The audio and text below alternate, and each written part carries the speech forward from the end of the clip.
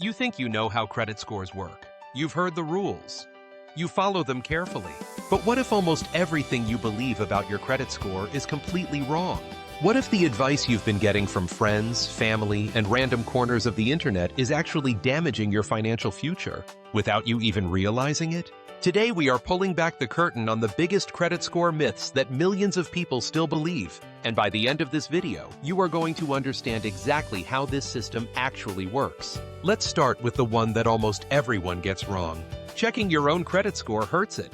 You have probably heard this. Maybe you have been avoiding looking at your own score because someone told you that every time you check it, the number drops. Here is the truth. There are two types of credit inquiries: hard inquiries and soft inquiries. When you check your own credit score, that is a soft inquiry. It has absolutely zero effect on your score. Hard inquiries happen when a lender checks your credit because you have applied for a loan or a credit card. That is what can affect your score. Checking yourself, using a free app, pulling your annual credit report, none of that counts against you. So stop avoiding your own financial information. You need to check it regularly to catch errors and monitor your progress. That is the winning strategy. Carrying a balance on your credit card helps build your credit score. This myth is so persistent and so damaging. People are literally paying interest every single month because they believe having a balance shows lenders they are actively using credit. That is not how it works. Credit bureaus do not reward you for carrying debt. What they measure is your credit utilization ratio, which is the percentage of your available credit that you are using. Whether you pay your balance in full every month or carry it over, what gets reported is the balance at the time of reporting. You do not get bonus points for owing money. Let me keep this momentum going, because there is another massive myth that costs people real money. Closing old credit cards improves your score. This sounds logical. You paid off a card, you do not use it anymore, close the account and move on, right? Wrong. One of the key factors in your credit score is the length of your credit history. Specifically, the age of your oldest account matters significantly. When you close an old card, especially your oldest one, you can actually shorten your average account age and reduce your total available credit, both of which can hurt your score, unless that card has a high annual fee that makes keeping it genuinely impractical. Leaving it open and occasionally making a small purchase on it is often the smarter move. Here is where things get psychologically interesting. People believe that income level directly affects your credit score. High earners must have better scores, right? Absolutely not. Your credit score does not know how much money you make. It does not care. Your income is not even a factor in the calculation.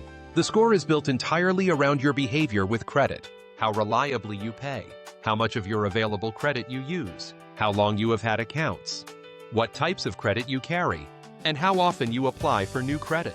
A person earning minimum wage who pays every bill on time and keeps utilization low can absolutely have a higher score than a high earner who misses payments and maxes out cards. Now I want to address something that creates a ton of confusion. Multiple loan applications always destroy your score.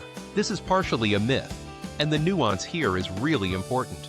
When you are shopping for a mortgage or an auto loan, credit scoring models actually recognize that you are likely comparing rates and not taking out multiple loans simultaneously. Inquiries for the same type of loan within a short window, typically around 14 to 45 days, depending on the scoring model, are often grouped together and treated as a single inquiry. So shopping around for the best mortgage rate does not penalize you the way applying for 5 different credit cards simultaneously would. Be strategic. Shop within a compressed time frame, and you protect yourself. Let's talk about one more myth that keeps people stuck. You need to be in debt to build credit. This one circulates constantly, and it creates real harm because it leads people to borrow money they do not need just to look good on paper. The reality is that you can build and maintain an excellent credit score while staying largely debt-free. Using a credit card for regular purchases and paying the full balance every month demonstrates responsible credit use without costing you a penny in interest. You are showing the system that you can be trusted with credit without actually carrying debt. That is the ultimate approach. Once you understand the real rules, you can play the game strategically and win.